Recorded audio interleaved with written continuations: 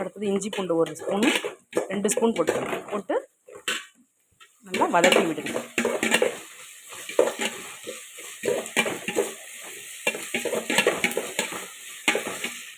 அடுத்தது புதினா கொத்தமல்லி போட்டுக்கோங்க.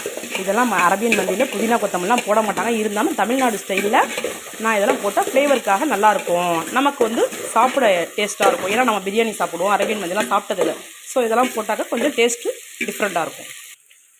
இந்த சிக்கன் அவிச்ச தண்ணியை நம்ம வச்சுருக்கோம். இதுதான் தம் போடுறதுக்கு இந்த தண்ணி தான் யூஸ் பண்ணிக்கணும். தண்ணி அளந்து ஊற்றியாச்சு. 1 கப் அரிசி எடுத்துக்கிட்டிங்கன்னா 2 கப் தண்ணி ஊற்றிக்கோங்க.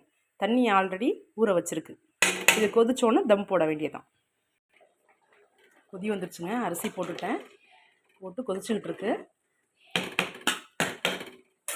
அடுத்தது அடுப்பத்தை வச்சு ஒரு கறி துண்டுங்க, ஸ்மோக்கிங் ஃப்ளேவருக்காக இதை ரெடி பண்ணிக்கணும். நம்ம கறியை நெருப்பாக்கிக்கணும். இதை ரெடி பண்ணணும். நம்ம தம் ஆயிடுச்சுங்க.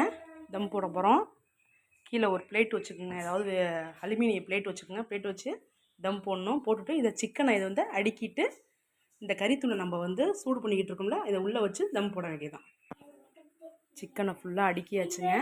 ரைஸ் மேலே அடுக்கிட்டு ஒரு சின்ன பாத்திரம் வச்சு அது உள்ளே இந்த கறித்துண்டை போட்டு நெருப்பை உள்ளே வச்சாச்சுங்க. உள்ளே வச்சு இதில் கொஞ்சம் நெய் ஊற்றிட்டு அந்த ஸ்மோக்கிங் ஃப்ளேவரை அப்படியே மூடிட்டு தம் போட்ட வேண்டியதான். தம் போட்டாச்சு பாருங்கள். மந்தி ரெடி. இதுக்கு சைடிஷ் நான் வெங்காய ரைத்தா பண்ணிக்கிட்டேன். நீங்களும் பண்ணிக்கோங்க. அப்படியே ஒரு 1/2 hour தம்முலேயே இருக்கட்டும். அதுக்கப்புறம் திருப்பி போட்டுக்கலாம். மந்தி பிரியாணி ரெடி. நம்ம தம்மை எடுத்துக்குவோம்.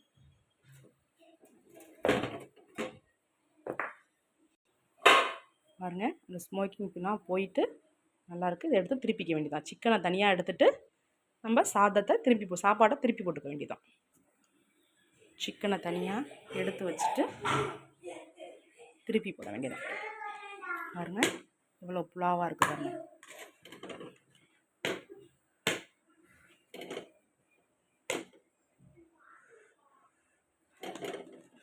நாலு பக்கமும் நல்லா திருப்பி போட்டு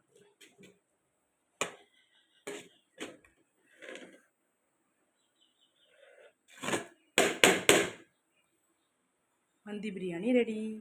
அஸ்ஸலாமு அலைக்கும் வரஹ்மத்துல்லாஹி வரகாத்துஹு.